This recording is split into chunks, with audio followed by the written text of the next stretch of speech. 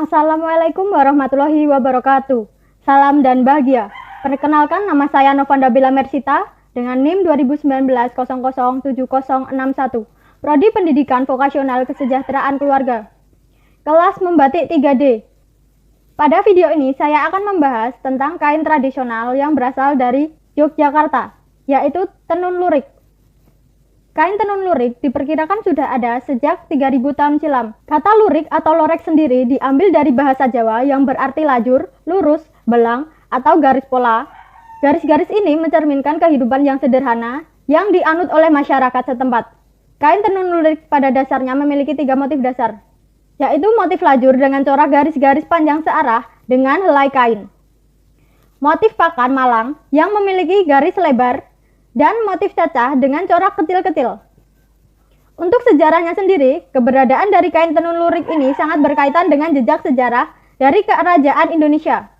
Hal ini terbukti ditemukannya beberapa prasasti dari bekas peninggalan zaman Kerajaan Mataram sekitar tahun 851 sampai dengan 882 Masehi. Serta ditemukannya wujud pemakaian kain lurik pada arca-arca dan relief candi di sekitar Pulau Jawa. Kain lurik tidak dapat dipisahkan dengan kepercayaan serta digunakan untuk mengiringi berbagai upacara keagamaan, upacara adat, dan upacara ritual. Filosofi dan makna yang terkandung dalam kain lurik tercermin di dalam warna serta motif kain lurik tersebut. Makna dalam sebuah motif lurik ada yang merupakan nasihat, petunjuk, harapan, dan ada juga yang memberikan petuah. Zaman dahulu, kain tenun lurik menggunakan benang katun yang dipintal dengan tangan, lalu benang tersebut ditenun menjadi selembar kain dengan alat yang disebut gedok, dan pembuatannya pun dalam 2 warna saja, yaitu hitam dan putih, dengan corak garis atau kotak. Untuk pilihan warnanya juga sangat beragam, di antaranya warna hitam, coklat, merah, kuning, biru, hijau, dan masih banyak lagi.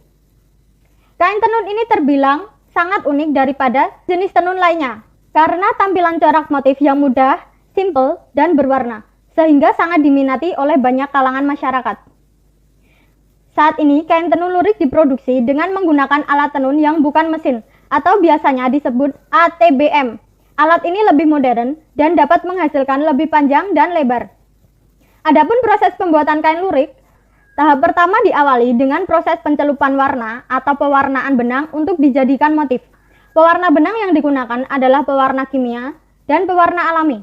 Selanjutnya penjemuran kain. Dalam proses penjemuran, benang harus benar-benar kering untuk mendapat hasil yang maksimal. Tahap kedua dilanjutkan dengan proses pemintalan. Proses pemintalan sendiri terbagi menjadi 2, yaitu pemintalan benang lungsi atau cloth dan pemintalan benang pakan atau palet. Proses ini bertujuan untuk memindahkan benang dari bentuk streng ke dalam kelenting, sehingga siap untuk dipintal. Pada tahap ketiga ini ialah penyusunan motif, di mana benang-benang yang sudah dipintal akan ditata menjadi sebuah pola motif yang akan dibuat. Proses ini juga disebut nyekir. Di tahap keempat akan dilanjutkan dengan proses nyucuk atau pemindahan motif ke alat tenun. Proses ini dilakukan secara manual dengan memasukkan benang-benang tadi secara helai per helai ke alat tenun bukan mesin. Setelah itu barulah benang-benang tersebut siap untuk ditenun hingga menjadi lembaran kain lurik.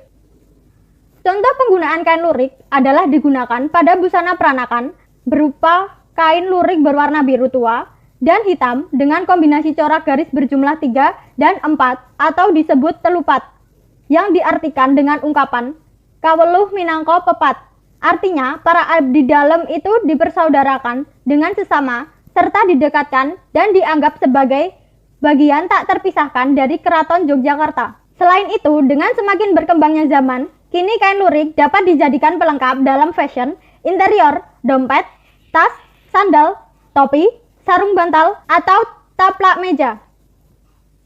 Sekian pembahasan dari saya mengenai kain lurik tradisional yang terdapat di Yogyakarta.